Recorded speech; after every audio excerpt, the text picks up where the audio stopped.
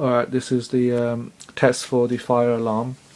I've got a small buzzer to indicate the fire alarm in the house. I've got a PTM switch to indicate the fire sensor.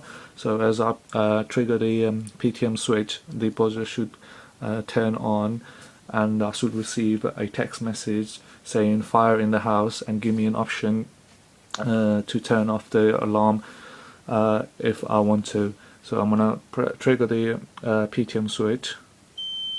So as you can see, the buzzer went on, and anytime I should receive a text.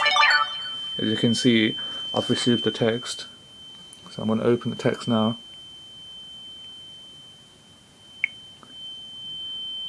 As you can see, the text clearly says fire in the house, press #A0 to turn off the alarm. So that's what I'm going to do.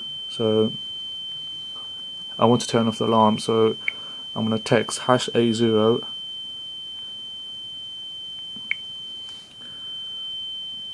So as you can see, I've pressed #A0 to Arduino, so I'm going to send this. So the message is sending anytime. It's sent now anytime the alarm should go off. So as you can see, the alarm went off